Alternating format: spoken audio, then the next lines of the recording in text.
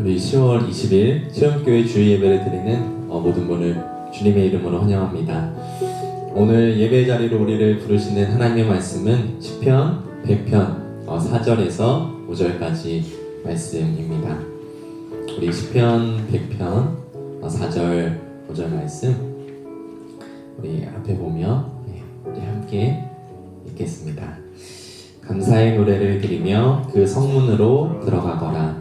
찬양의 노래를 부르며 그 뜰 안으로 들어가거라. 감사의 노래를 드리며 그 이름을 찬양하여라. 주님은 선하시며 그의 인자하심 영원하다. 그의 성실하심 대대에 미친다. 아멘. 시편 100편은 대표적으로 하나님께 감사와 찬양을 드리는 시편입니다. 시인은 1절에서부터 5절까지 하나님은 어떤 분이신지, 또 하나님과 우리의 관계는 어떤 관계인지, 또 하나님은 우리 삶에 어떻게 개입하시는지, 그리고 그래서 신앙 공동체가 어떻게 하나님께 나아가야 하는지를 보여주고 있습니다. 특별히 4절에서는 감사의 노래를 드리며 하나님의 성문에 들어가며 찬양의 노래를 부르며 그 뜰 안으로 들어가 찬양하라고 명하고 있습니다. 그 이유를 이제 마지막 절에서 5절에서 이야기하고 있는데요. 주님은 선하시며 그의 인자하심이 영원하기 때문에, 그의 성실하심이 대대에 미치기 때문이라고 시인은 말하고 있습니다. 주님의 선하심이, 주님의 인자하심이, 주님의 성실하심이 우리와 언제나 함께 하셨고, 그리고 또 앞으로도 언제나 함께 하실 것을 고백하며 신뢰하기에 이런 감사와 찬양으로 하나님을 예배하는 자리에 나아갈 수 있는 거죠. 오늘 예배드리는 우리의 마음도 이와 같기를 원합니다. 주님의 선하심이, 주님의 인자하심이, 주님의 성실하심이 언제나 우리의 삶 속에 함께 하셨습니다. 그리고 앞으로의 날들도 언제나 주님께서 그렇게 함께 하실 것을 믿습니다 라고, 오늘 이 시편의 고백을 우리의 고백으로, 그리고 오늘 예배 가운데 오직 하나님께서만이 채워주실 수 있는 그 은혜와 말씀으로 예배 가운데 함께 해달라고, 역사해달라고 우리 함께 기도하며 나아가겠습니다. 우리 함께 기도하겠습니다. 하나님 아버지, 이 시간 감사와 찬양을 드리며 주님 앞에 나아갑니다. 하나님, 오늘 이 시편의 고백처럼 주님의 선하심이, 주님의 인자하심이, 주님의 성실하심이 언제나 저희의 삶 속에 함께 하셨기에 하나님, 오늘 저희가 이 자리에 있습니다. 그리고 그것을 고백하며 앞으로의 삶 속에서도 주님께서 그렇게 역사하실 것을, 우리와 함께 하실 것을 믿기에 하나님, 온전히 주님께 감사와 찬양으로 나아갈 수 있습니다. 주님, 오늘도 주님께 찬양하며 주님의 이름을 높여드리며 나아가기 원하오니 주님의 저희 생각과 마음을 주님께서 다스려 주시고, 주님께서 받아주시고, 주님께서 우리 삶 속에 역사하신 일들, 그리고 앞으로 역사하실 일들을 기대하며 신뢰하며 주님께서 우리에게 하시는 말씀에 집중하며 온전히 예배드릴 수 있도록 주님께서 도와주시옵소서. 하나님, 예배 모든 순서를 주님께 드립니다. 하나님, 준비하였습니다. 준비한 모든 마음과 그 손길 시간들까지도 주님께서 받아주시고, 하나님, 오늘 드리는 예배가 하나님께서 기뻐 받으시는 예배, 그리고 저희에게도 하늘의 은혜와 말씀이 다시금 우리를 채워주시고 새롭게 하시는, 우리를 새롭게 하는 예배 되게 하여 주시옵소서. 주님께서 우리 가운데 그렇게 신실하게 역사해 주실 것을 우리도 신뢰함으로 주님 앞에 나아갑니다. 주님, 오늘 예배 가운데 찬양과 말씀과 모든 순서 가운데 임하여 주시고 주인 되어 주시고 주님께서 일하여 주시옵소서. 주님께서 우리 가운데 역사해 주시고 함께하여 주실 줄을 믿습니다. 주님, 임하여 주시고 함께하여 주시옵소서.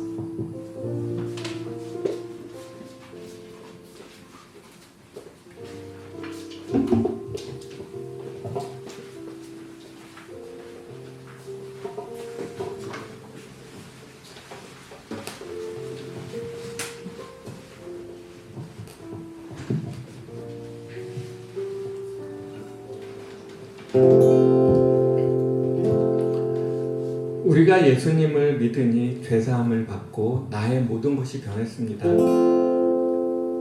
즐거운 마음으로 주님을 찬양하겠습니다.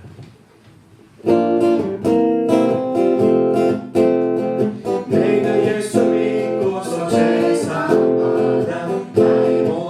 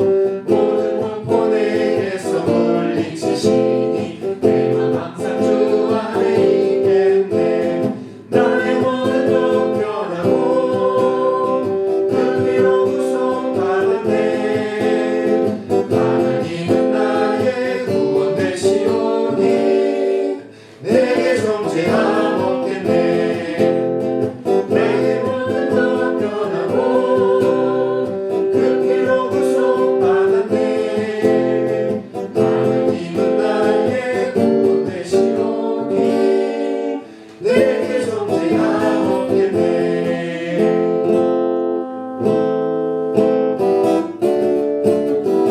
나 주님 되기를 난 주님의 기쁨 되기 원하네. 내 마음을 새롭게 하소서. 살구배가 되게 하여 주사.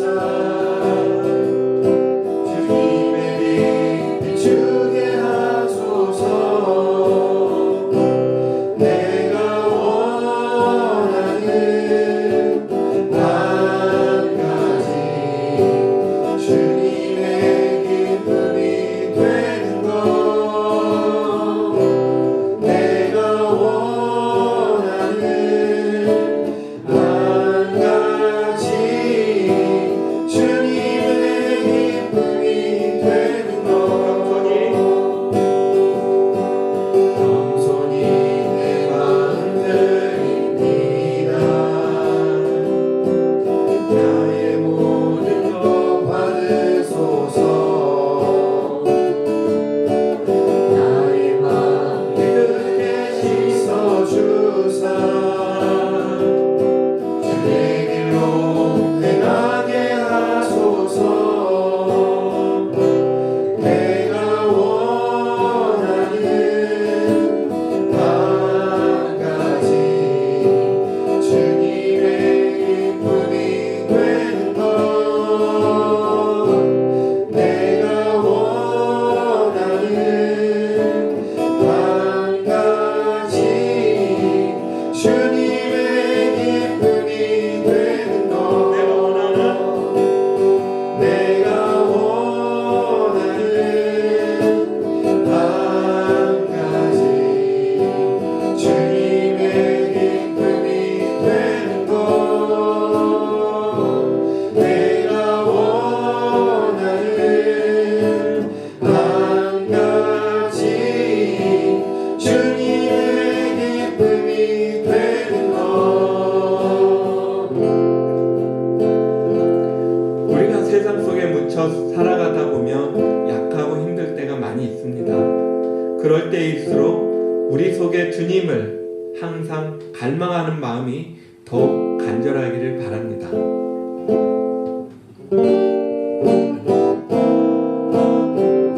예수 사랑합니다. 예수 사랑합니다. 사랑합니다. 온 마음 다하여 오직 주님 한 분만 간절히 더 원합니다.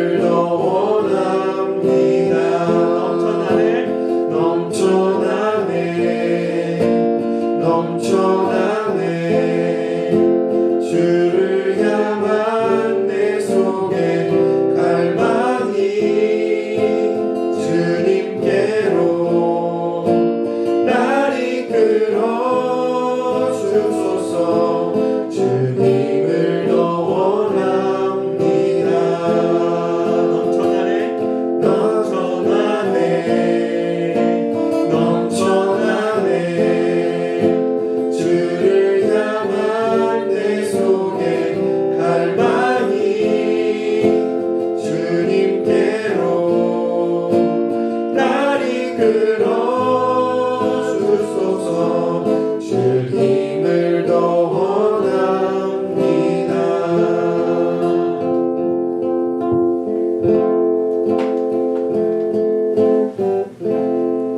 이 시간 이후 목사님이 말씀 전하실 때 영육간에 강권을 주시고 또한 목사님께서 주님을 말씀하실 때 듣는 모든 이들의 영이 살아나며 하나님의 뜻을 깨달을 수 있게 다 함께 기도하시겠습니다. 하나님 아버지, 오늘 가운데 말씀 가운데 주께서 함께하여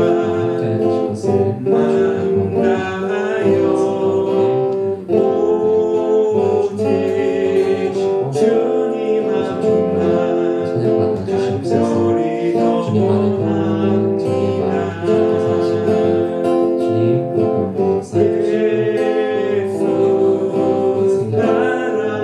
주께서 하시고 주님 우리 가운데 역사해 주시고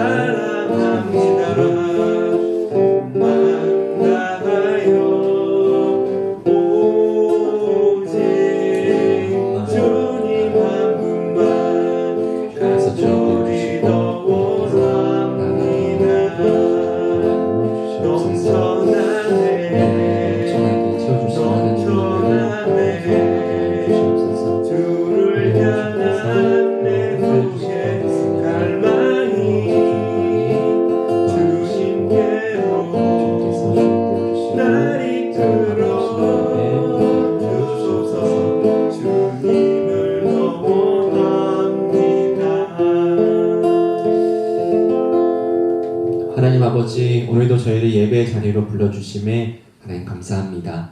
하나님 감사와 찬양으로 주님께 나아갑니다. 주님께서 이전에 우리의 삶 속에 함께하여 주시고 주님의 선하심으로 인자하심으로 성실하심으로 저희 삶 속에 동행하여 주시고 개입하여 주시고 도와주셔서 오늘 저희가 이 자리에 있습니다. 앞으로도 저희의 삶 속에 그렇게 신실하게 역사하실 주님을 신뢰하며 찬양드리오니 주님 홀로 영광받아 주시옵소서. 주님 특별히 이 시간 가운데서도 하나님 전쟁 중에 있는 나라들을 위해서 기도합니다. 하나님 무고한 생명들이 죽어가고 있습니다. 하나님 그곳에 하나님의 평화가 임하게 하여 주시고 하나님 중요한 정책을 결정하는 나라의 지도자들 가운데 하나님을 향한 두려움과 양심을 주님께서 일깨워 주셔서 하나님 평화를 선택할 수 있고 평화의 길로 걸어갈 수 있는 하나님 그런 마음을 주님께서 허락하여 주시옵소서. 하나님 우리나라도 주님께서 긍휼히 여겨주시고 정치, 경제, 사회, 문화 모든 영역에서 하나님 정의, 하나님의 정의와 공의가 흘러가는 나라, 하나님의 사랑이 하나님 되심이 온전히 드러날 수 있는 나라로 나아갈 수 있도록 주님께서 이 나라를 긍휼히 여겨주시고 하나님의 사람으로 부름받은 저희들을 통하여서 이 땅이 변화되도록 주님께서 인도하여 주시옵소서. 하나님 또한 우리 교회를 위해서 기도합니다. 하나님 여러 가지로 준비하며 나아갑니다. 또한 기도하며 나아갑니다. 하나님 우리 교회를 통해서 주님께서 행하실 일들을 하나님 기대하며 하나님 숙고하며 나아갑니다. 주님께서 우리에게 있는 것으로 우리가 할 수 있는 것으로 하나님의 이름이 드러나는 일 깨닫게 해주시고 보여주셔서 저희들이 그 걸음 따라 그 길 따라 한 걸음씩 주님께 나아갈 수 있도록 그래서 쓰임받으며 하나님께 기쁘게 찬양하며 하나님의 이름을 증거하며 나아가는 우리 교회 될 수 있도록 주님께서 인도하여 주시옵소서. 오늘 예배 모든 순서마다 주님께 올려드리며 주님께서 역사하여 주실 것을 신뢰하며 감사하며 예수님의 이름으로 기도드립니다. 아멘.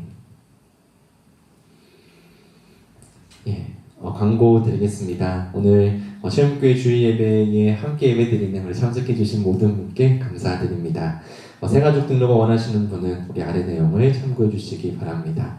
우리 그리고 예배 마치고 소그룹 모임이 있습니다. 소그룹 모임에서 우리 하나님께 받은 말씀과 은혜가 우리의 삶으로 이어질 수 있도록 우리 함께 나눔하기 원합니다. 그리고 또 오늘 함께 달리기 하려고 하는데요. 달리기를 통해서 러닝을 통해서 우리의 몸도 우리의 마음도 하나님 안에서 더욱 건강하고 강건해지기를 소원합니다. 우리 아침 기도회가 진행되고 있습니다. 월요일에서 금요일까지 오전 7시 반부터 기도합니다. 우리 하루의 첫 시작을 하나님께 드리기를 원합니다. 오늘 하나님께서 주신 말씀은 누가복음 17장 11절에서 19절 말씀입니다. 누가복음 17장 11절에서 19절의 말씀 저부터 시작해서 한 절씩 교독하고 마지막 절은 함께 읽겠습니다. 저부터 읽겠습니다. 예수께서 예루살렘으로 가시는 길에 사마리아와 갈릴리 사이로 지나가시게 되었다. 예수께서 어떤 마을에 들어가시다가 나병 환자 10사람을 만나셨다. 그들은 멀찍이 멈추어 서서 소리를 높여 말하였다. 예수 선생님, 우리를 불쌍히 여겨 주십시오. 예수께서는 보시고 그들에게 말씀하셨다. 가서 제사장들에게 너희 몸을 보여라. 그런데 그들이 가는 동안에 몸이 깨끗해졌다. 그런데 그들 가운데 한 사람은 자기의 병이 나은 것을 보고 큰 소리로 하나님께 영광을 돌리면서 되돌아와서 예수의 발 앞에 엎드려 감사를 드렸다. 그런데 그는 사마리아 사람이었다. 그래서 예수께서 말씀하셨다. 10사람이 깨끗해지지 않았느냐? 그런데 9사람은 어디에 있느냐? 하나님께 영광을 돌리러 되돌아온 사람은 이 이방 사람 한 명밖에 없느냐? 함께 읽겠습니다. 그런 다음에 그에게 말씀하셨다. 일어나서 가거라. 내 믿음이 너를 구원하였다. 아멘. 오늘 말씀으로 당연의 세계에는 감사가 없습니다라는 제목으로 말씀을 증거하겠습니다. 제가 즐겨보는 유튜브 채널이 있는데요. 3프로TV라는 채널입니다. 기본적으로 경제 관련된 금융 투자 전반에 관해서 다루는 내용인데요. 다루는 채널인데요. 이 3프로가 3명의 전문가가 그것을 다루기 때문에 3프로TV입니다. 그런데 이 채널은요, 경제 관련된 금융 내용만 다루는 것이 아니라 사회 전반의 어떤 중요한 이슈나 키워드에 관해서도 이 콘텐츠를 만들고 있는데요. 근래에 이 종교에 관해서 대담을 나누는 그런 프로그램도 기획해서 방송하고 있습니다. 그 중에서도 기독교도 그 중에 포함돼서 이제 방송을 찍고 있는데요. 기독교 대표격으로 이 배덕만 교수님과 김학철 교수님 께서 나와서 이 3명의 프로들과 이 대담을 나누는 내용이 참 인상적이었습니다. 먼저는 그 3명의 프로가 그 교수님께 이렇게 하는 질문이 참 좋습니다. 교회 내부가 아닌 교회 바깥의 입장에서, 교회 안 다니는 사람 입장에서 조금 비판적으로도 그리고 또 날카롭게 그런 내용들을 거침없이 묻습니다. 그런데 그런 질문들도 좋지만 그 질문에 답하는 교수님들의 대답들이 저는 참 너무 좋았어요. 설명이 안 되는 부분은 수긍을 해요. 이렇게 설명을 해도 그런 건 설명이 되지 않는 내용일 수 있다 라면서 그리고 어떤 기독교적인 용어나 그런 문법이 아니라 누구라도 듣고 이해할 수 있도록 납득이 되도록 최선을 다해서 성실하게 답변을 하십니다. 저는 그 모습을 보면서 이 땅에 인간으로 내려오신 예수님의 모습이 보였습니다. 우리가 알 수 있도록 주님께서 내려오신 거잖아요. 그래서 우리의 설교도, 제 설교도 또 우리의 신앙도 그래야만 하지 않을까 생각이 들었습니다. 하나님은 우리만의 하나님이 아니라 모두의 하나님이라는 것을 나타내는 일, 증거하는 일, 그 벅찬 일에 주님은 오늘도 우리를 부르시고 계십니다. 그 부르심에 함께 응답하며 주님께 쓰임받으며 나아가는 우리 모두 우리 교회 되기를 간절히 소원합니다. 잠시 기도하고 말씀 나누겠습니다. 주님, 이제 주님의 말씀을 나누고자 합니다. 주님의 참 복음의 진리를 바르게 잘 전할 수 있도록, 잘 들을 수 있도록 성령 하나님께서 이 자리 가운데 역사하여 주시옵소서. 예수님의 이름으로 기도드립니다. 아멘. 오늘 말씀 제목은 김승희 시인의 시 세상에서 가장 무거운 싸움 2에서 나온 문구를 인용했습니다. 시인은 우리를 길들이고 있는 당연의 세계, 이 물론의 세계에 소송을 걸라며 그 당연함과 맞서는 싸움이 세상에서 가장 무거운 싸움이라고 그의 시에서 말하고 있습니다. 시의 내용처럼 어쩌면 오늘 우리 삶에 감사함이 없는 이유는, 감사함이 또 적은 이유는 감사할 것이 없어서가 아니라 주어진 모든 것을 당연하게 물론이다라고 생각하는 우리의 마음 때문은 아닌지 생각해 보았습니다. 오늘 말씀의 주인공은 주님께서 주신 은혜를 당연하게 여기지 않은 한 나병 자의 이야기입니다. 오늘 본문은 예수님께서 예루살렘으로 가시는 길에 사마리아와 갈릴리 사이로 지나가는 중에 벌어진 일입니다. 일반적으로 유대인들이 예루살렘을 갈 때는 이 사마리아 지역을 우회해서 갑니다. 왜냐하면 유대인들에게 이 사마리아인들은 이방인보다 못한 취급을 하는 사람들, 그런 지역이었기 때문입니다.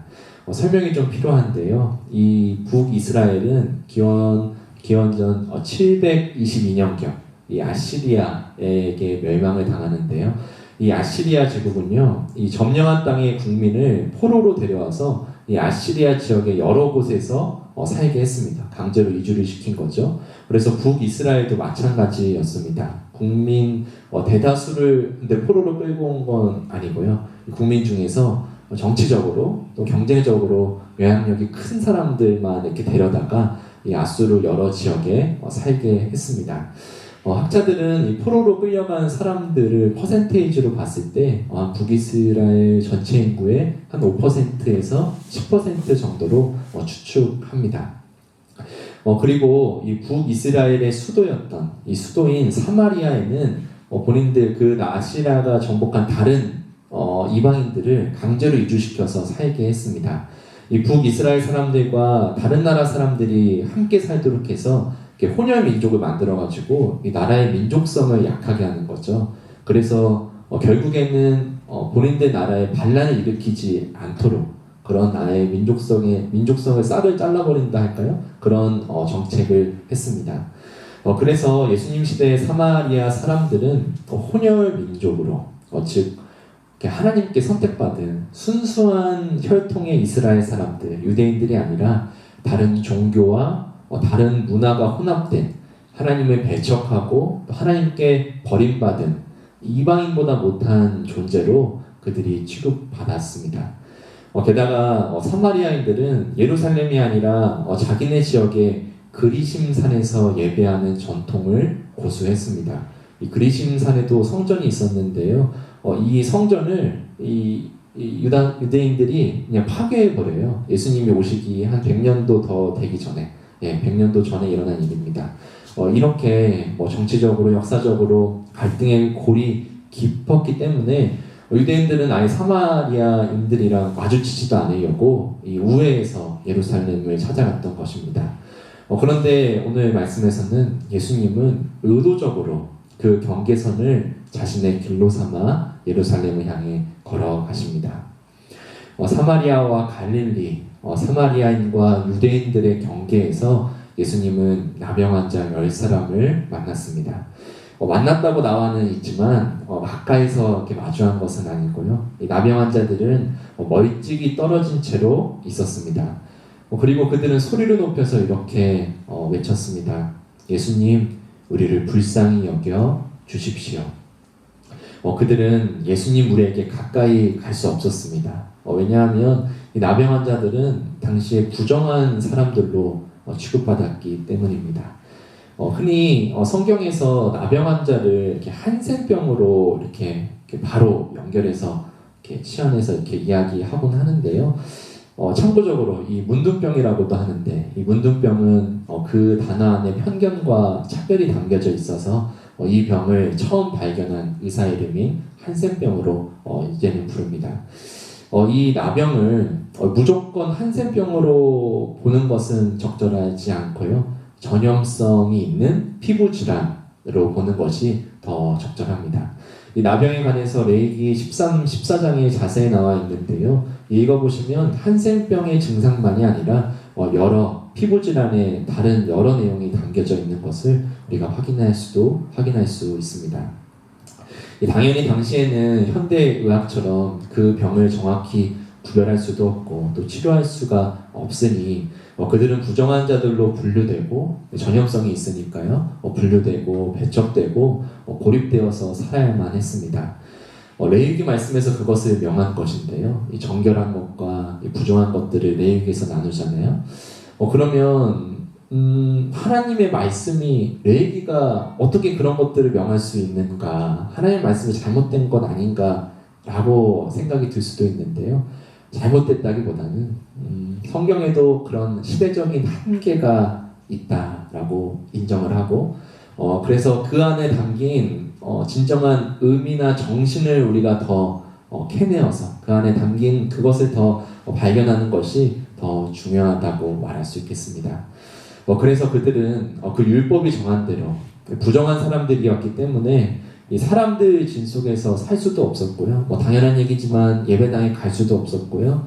또 같이 일할 수도 없으니까 경제적으로도 어려운 정말 철저한 차별과 고립 속에서 살아야만 했습니다. 이 나병 환자들이 이렇게 어쩌다 길을 걸어갈 때면 스스로 부정하다고 외치기도 소리쳐야 하기도 했습니다. 왜냐하면 자기가 부정한지 말 안 하고 다니다가 다른 사람들이 이렇게 접촉하게 되면 그 사람도 부정하게 되는 거잖아요. 얼마나 그 길거리 걸어가는데 나 부정한 사람입니다라고 외치는 사람이 느꼈을 그런 굴욕감, 그런 절망감은 정말 어떠했을지 상상조차 하기 어렵습니다. 그래서 예수님께서도 예수님 무리가 왔을 때도 가까이 갈 수가 없었고 멀찍이 서서 외쳤던 것입니다. 그렇게 자신들을 불쌍히 여겨달라는 절박한 그들의 외침에 예수님은 응답해 주셨습니다. 아주 간단하게, 아주 심플하게 한마디 하시는데요. 가서 제사장들에게 너희 몸을 보여라. 당시에는 제사장들이 일종의 공중보건 의사 역할도 감당했습니다. 이 나병이 나았다고, 그 나병 환자가 이 나병 나았다고 바로 사람들 속에서 살 수 있는 게 아니라요. 제사장에게 일종의 승인, 허락을 받아야 했습니다. 그래서 예수님은 그 율법 제도를 존중해 주신 것이죠. 이 나병 환자들도 예수님께서 제사장들에게 너 몸을 보여라라고 말씀을 하셨을 때 이 절차를 정말 알고 있었을 것입니다. 몸을 보이라는 건 우리가 치유를 받는다는 것이겠구나. 그래서 바로 그들은 그 말씀대로 행했고 그들이 가는 동안에 그들의 몸은 예수님께 치유를 받았다고 성경에 오늘 증거하고 있습니다. 그런데 이 치유 사건은 이렇게 마무리되는 사건이 아닙니다. 치유받은 10사람 중에 오직 한 사람만이 자신의 병이 나은 것을 보고 하나님께 영광을 돌리며 이제는 멀찍이가 아니라 가까이에 와서 예수님의 발 앞까지 와서 엎드려서 감사의 고백을 드립니다.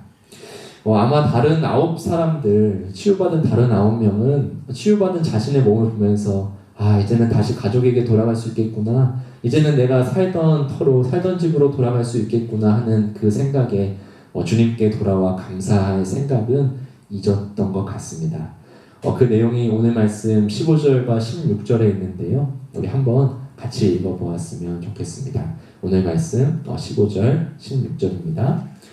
그런데 그들 가운데 한 사람은 자기의 병이 나은 것을 보고 큰 소리로 하나님께 영광을 돌리면서 되돌아와서 예수의 발 앞에 엎드려 감사를 드렸다.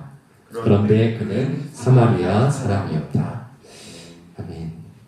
그 장면을 주목했던 누가는 비장하게 한마디 내용을 추가적으로 기록합니다. 그런데 그는 사마리아 사람이었다. 이어서 예수님은 이렇게 말씀하십니다. 17절부터 19절의 말씀입니다. 우리 한 번 더 함께 읽어보았으면 좋겠습니다. 함께 읽겠습니다. 그래서 예수께서 말씀하셨다. 10사람이 깨끗해지지 않았느냐? 그런데 9사람은 어디에 있느냐? 하나님께 영광을 돌리러 되돌아온 사람은 이 이방 사람 한 명밖에 없느냐? 그런 다음에 그에게 말씀하셨다. 일어나서 가거라. 내 믿음이 너를 구원하였다. 아멘. 아니 이 말씀 보면요, 이 한 명 돌아왔는데 그래도 감사를 하는데 칭찬을 안 해주시고 예수님께서 왜 이렇게 됐든 뭐라고 하시는 건지 모르겠습니다. 예수님께서 이렇게 말씀하셨죠. 10사람이 깨끗해지지 않았냐고. 그런데 9사람이 어디 있냐고. 하나님께 영광을 돌리러 되돌아온 사람은 이 이방 사람 한 명밖에 없냐고. 괜한 화를 돌아온 한 명한테 내는 것처럼 보이기도 하는데요. 예수님께서 하신 이 말씀은 누구한테 하는 이야기 말씀일까요? 이 치유받은 한 사마리아 사람일까요? 저는 그렇게 생각하지 않고요. 이 치유받은 한 사마리아 사람이 아니라 그를 바라보고 있는 예수님을 따르는 유대인들에게 오히려 하신 말씀처럼 보입니다. 이 사마리아와 갈릴리 경계에 있는 지역이라고 말씀을 드렸잖아요. 아마도 이 치유받은 사람들 10명 중에는 분명 유대인도 있었을 것입니다. 그런데 주님께 치유받고 주님께 돌아와서 감사한 사람은 유대인이 아니라 오히려 그들이 사람 취급도 하지 않는 사마리아 사람이었다는 점이죠. 이방 사람, 사마리아 사람이라고 하면 하나님을 배척하고 하나님께 버림받은 사람들로 이 사람 취급도 하면 안 된다고 생각하는 그 유대인들의 편견과 차별을 향해서 예수님은 말씀하신 것입니다. 그 말씀을 들은 예수님을 따르던 그 치유 사건을 처음부터 끝까지 보고 있었고 그 말씀을 들었던 유대인 무리들의 표정을 한번 생각해 봅니다. 예수님은 그런 시대의 잘못된 통념을 깨뜨리십니다. 그래서 예수님은 유대인들의 관습에서는 만나서는 안 되는 사람들과 함께 만나시고 식사도 하시고 그리고 접촉하면 안 되는, 손도 닿으면 안 되는 이들에게 손을 대시며 그렇게 부정하다고 말하는 이들 또한, 죄인이라고 말하는 그들 또한 하나님께 택함받은 사람임을, 하나님의 사랑받는 자들임을 그분의 삶으로 우렁차게 선명하게 선포하십니다. 지금도 여전히 특정한 차이를 근거로 삼아서 차별을 일삼는 사람들이 있습니다. 인종으로, 피부색으로, 경제력으로, 남녀 등으로. 예수님은 그런 경계를 허무시는 분, 그런 한계를 초월하시는 분이십니다. 우리가 그분을 믿고 따르는 이들이라면 마땅히 이 세상의 차별을 없애는 일에 동참해야 함이 맞습니다. 마땅합니다. 그리고 예수님께 돌아와 감사의 고백을 드리는 이 사마리아 사람을 주목해 봅니다. 주님께 받은 선물보다 선물을 주시는 주님을 더욱 사랑하게 해달라는 유명한 문구도 있잖아요. 우리도 열병의 나병 환자들과 같이 우리의 문제를 두고 절박하게 주님께 기도하곤 합니다. 그리고 주님은 그분의 때에 그분의 방법으로 그 문제를 해결해 주십니다. 그러나 그런 선물 같은 은혜를 받은 이들의 반응이 모두 이 한 사람과 같지 않죠. 주님께 받은 모든 것을 감사하며 살아가는 사람이 있고 감사보다는 당연하게 여기며 익숙하게 여기며 살아가는 이들이 있습니다. 그렇게 이분법적으로 딱 구분하기는 어려운 것 같고요. 이런 두 모습이 우리 안에 함께 있기 때문에 우리가 주님께 감사하며 살기를 잊지 말고 살아가는 것이 더 중요하다고 생각이 듭니다. 저도 이런 마음을 잊지 않기 위해서 했던 일들이 있는데요. 제가 이전에 교회들을 섬길 때 특별히 하루 묵상이나 새벽 기도를 설교하고 인도할 때 빼먹지 않고 했던 문구가 있습니다. 주님께 선물 받은 하루, 처음 살아보는 하루입니다. 이 설교의 시작이나 말미에 꼭 이 문구를 넣었습니다. 우리 삶을 당연하게 여기지 않는다는 말을 신앙의 언어로 표현하면 우리 삶은 하나님께 받은 선물입니다 라고 말할 수 있지 않을까요? 그런데 저는 그 의미 안에 또 한 가지 의미를 좀 담아서 말하는데요. 자신의 삶이 선물이라고 느껴지지 않는 이들에게 그렇게 느껴지도록 만들어가는 사명도 우리에게 있다라고 해서 저는 이 내용을 썼습니다. 그리고 이 처음 살아보는 하루입니다. 이 문구는요.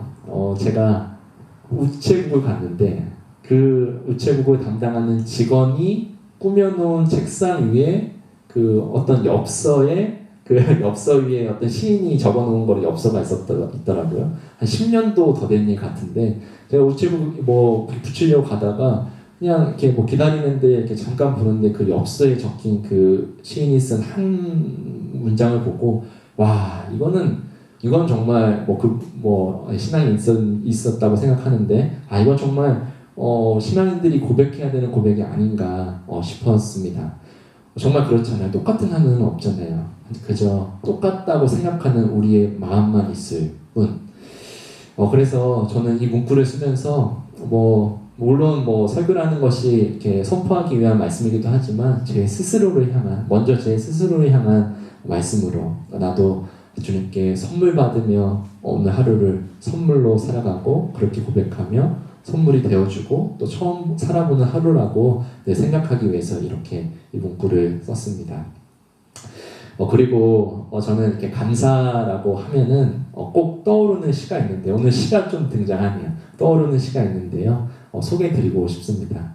이 정호승 시인의 햇살에게라는 시입니다. 아마 다 아실 것 같은데요. 제가 이 시 준비했거든요. 한번 앞에 보시고 제가 한번 천천히 읽어보겠습니다. 이른 아침에 먼지를 볼 수 있게 해주셔서 감사합니다.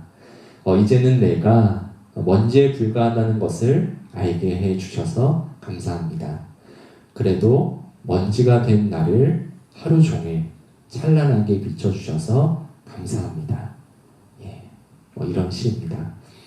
아니 어떻게 아침 햇살에 청소라도 했나봐요. 이렇게 청소하면서 먼지를 보면서 그 햇살에 비치는 먼지를 보면서 어떻게 이런 내용을 떠오를 수가 있는지 참 시인은 정말 삶에 숨겨진 신비를 이렇게 드러내고 노래하는 사람들이라고 생각이 듭니다. 이렇게 감사하며 살기를 원하는데요. 이렇게 감사의 내용을 이야기하다 보니까 마치 그 3프로 TV에 나온 것처럼 저도 스스로 좀 생각이 들었어요. 일종의 만약에 정말 내 삶이 감사하지 않은데 어쩌면 신앙의 이유로 감사를 요구하는 것 아닌가. 사람들이 이렇게 이야기하잖아요. 그런 거 정신승리 아니냐고. 그냥 너 혼자서 그렇게 생각해서 긍정적으로 받아들이는 일 아니냐고 말이죠. 이렇게 3프로에서 진행자들이 묻는다면 어떻게 대답해야 할까? 이 남들과 비교하고 경쟁하고 물질적인 가치관이 이 시대의 어떤 최고의 가치관, 유일한 가치관이 된 세상 속에서 그거는 정신승리 같은 내용 아니냐라고 묻는다면 어떻게 대답하실 것입니까? 어떻게 생각하시나요? 저는 말씀을 묵상하면서 아니라고 대답하기보다는 맞다고 대답할 것 같아요. 맞다고.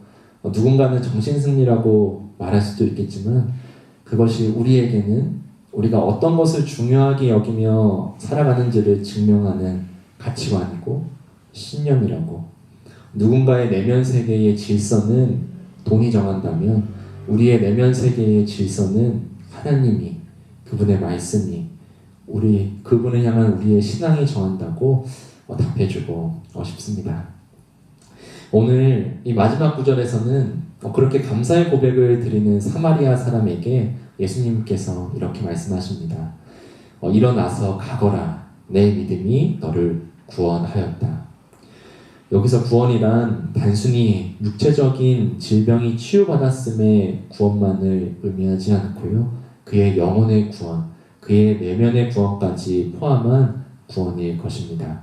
그렇다면 우리가 구원받았다는 것은 우리가 하나님의 사람, 하나님 나라의 백성으로 살아간다는 것은 우리 삶에 일어나는 일들의 반응이 달라졌음을, 우리 삶에 주어진 것들에 대한 반응이 달라졌음을 의미할 수 있겠습니다. 예수님께 치유받고 그대로 떠나간 9사람의 모습이 우리 안에 있습니다. 또한 예수님께 치유받고 다시 예수님께 돌아와 감사의 고백을 드리는 한 사마리아인의 모습 또한 우리 안에 있습니다. 이 순간 우리가 어떻게 살지를 결정할 때입니다. 돌아온 한 사마리아인을 통해 당시의 당연한 편견과 차별을 허무셨던 주님께서 감사하는 한 사마리아인을 향해 육체뿐 아니라 내면의 구원까지 선포하신 주님께서 오늘 우리의 결정을 기대하고 계십니다. 주님께서 기뻐하시는 결정으로 우리만의 하나님이 아니라 모두의 하나님임을, 모든 이가 삶은 하나님의 선물이라고 고백하는 그런 세상을 만들어가는 우리 모두 되기를 간절히 축원드립니다. 아멘. 우리 주신 말씀 기억하며 우리 함께 찬양하며 기도하기 원합니다. 우리 나주님의 기쁨 되기 원하는 함께 찬양하기 원하는데요. 오늘 이 말씀 기억하며 이 찬양의 고백처럼 이 세상 속에 주님의 기쁨으로 먼저 하나님께 감사하고 또 다른 이들에게 우리가 주님의 기쁨으로 그렇게 섬기며 사랑하며 살아갈 수 있도록 우리를 새롭게 해달라고 우리가 그렇게 살기를 원한다고 다짐하며 결단하며 우리 찬양 함께하기 원합니다.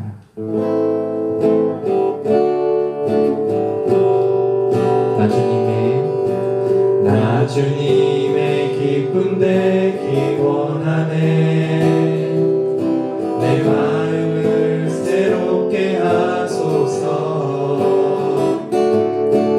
새 부대가 되게 하여 주사. 주님의 빛 비추게 하소서. 내가 원하는 한 가지 주님의 기쁨이 되는 것. 내가 원하는 한 가지 주님의 기쁨이 되는 것. 겸손히 내 마음 드립니다. 나의 모든 것 받으소서. 나의 마음에 끝에 씻어주사. 주의 길로 행하게 하소서. 내가 원하는 한 가지 주님의 기쁨이 되는 것.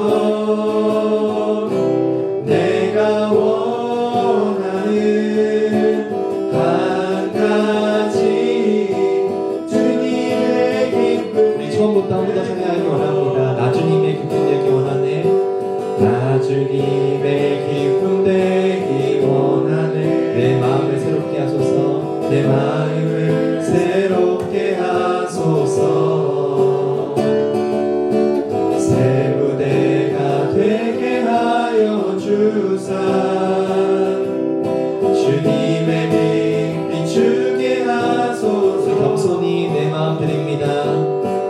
겸손히 내 마음 드립니다. 나의 모든 것 받으소서. 나의 마음 깨끗게 씻어주사. 주의 길로 행하게 하소서. 내가 원하는 한 가지. 내가 원하는 한 가지 주님의 기쁨이 되는 것. 내가 원하는 한 가지 주님의 기쁨이 내가 원하는 한 가지. 내가 원하는 한 가지 주님의 기쁨이 되는 것. 내가 원하는 한 가지 주님의 기쁨이 되는 것. 제가 함께 기도하기 원하는데요. 찬양처럼 주님, 저희가 주님의 기쁨으로 살아가기 원합니다. 주님께 감사하며 살아가기 원합니다. 내 삶에 주어진 것들, 내가 살아가는 이 모든 순간을 당연하게 물론이지 하며 생각하는 것이 아니라 하나님께서 내게 허락하신 선물이고 하나님께서 내게 주어주신 삶이라고 고백하며 하나님께 그렇게 감사하며 살아갈 수 있도록 도와달라고, 그렇게 우리 마음을 또한 새롭게 해달라고 우리 주님께 간구하며 함께 기도하기 원합니다. 우리 함께 기도하겠습니다.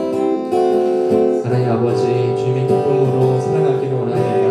하나님 감사하며 살아가기를 원합니다. 하나님 너무나 익숙해져서 내가 살아가는 것, 하나님 내가 누리고 하나님 내가 보는 것들 너무나 당연하게 익숙하게 살아가는 저희들의 삶의 모습이 있습니다. 하나님 그러면 다시 돌아온 한 사람이 아니라 그저 하나님께 은혜를 받고 떠나간 한국 사람의 모습이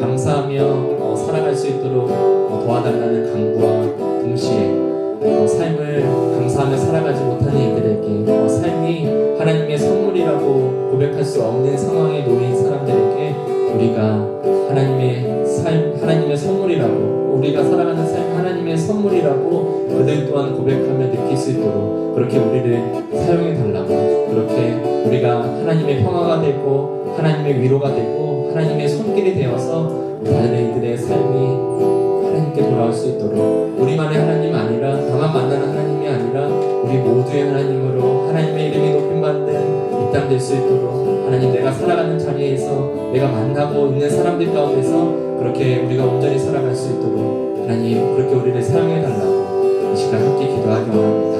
우리 함께 기도하겠습니다. 하나님 아버지, 주님께 감사하며 살기 원합니다. 또한 주님께 감사하기 어려운 하나님 살아가는 것이 하나님의 선물이라고 고백하고 어려운 이들의 삶의 처지를 도와줄 수 있고 그들에게 찾아갈 수 있는 그런 마음을 주님 저희에게 허락하여 주시옵소서. 주님께서 우리의 삶을 허락하시고 우리가 하나님 숨쉬며 살아가는 것은 다만 구원받고 다만 하나님만 만나며 살아가는 것이 아니라 하나님을 알지 못하는 이들, 하나님을 지금 만나지 못하는 이들, 하나님이 없다고 말하는 이들 가운데 하나님의 사랑 되어서 하나님의 평화가 되어서 하나님의 위로가 되고 하나님의 손길이 되어서 그들에게 찾아가고 저희에게 명하신 것 하나님 기억합니다. 주님, 우리가 그렇게 살아갈 수 있고 그래서 이 세상의 기쁨이 되고 이 세상에 주님의 이름이 온전히 드러나고 모든 이들이 주님의 이름을 높여드리며 주님의 이름이 영광 받으시는 그런 세상, 그런 우리 가운데 삶의 삶이 될 수 있도록 주님께서 인도하여 주시옵소서.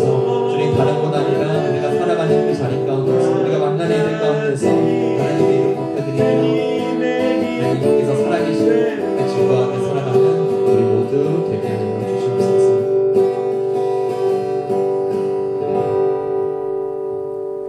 주님, 저희도 세상살이에 익숙해져서 세상의 당연한 생각들을 따라 살아가기도 합니다.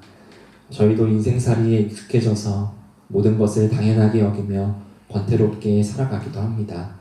그런 저희 모습을 돌이키오니 주님 용서하여 주시옵소서. 주님, 주님의 기쁨으로 살아가기를 원합니다. 세상의 편견과 차별을 하나님의 사랑으로 깨뜨리시고 세상의 부정과 죄악을 십자가의 사랑으로 감당하신 주님, 저희도 살아가는 자리에서 주님을 따르는 사람 되어 우리 살아가는 자리마다 하나님의 사랑이, 십자가의 사랑이 나타나게 하여 주시옵소서. 하나님께 감사하며 살아가는 우리 모습 통해 우리만의 하나님이 아니라 모두의 하나님으로 하나님의 이름이 온 땅 위에 높임받는 그날을 앞당기는 우리 모두, 우리 교회 되게 하여 주시옵소서. 우리의 살아있음이 하나님의 살아계심의 증거가 되기를 원하며 예수님의 이름으로 기도드립니다. 아멘. 이제는 우리 주 예수 그리스도의 은혜와 하나님 아버지의 사랑과 우리에게 찾아오시고 역사하시는 성령 하나님의 교통하심이 이렇게 하나님의 기쁨으로 살기를 결단하는 우리 모두와 우리 교회 위에 함께 하시기를 간절히 축원드립니다. 아멘.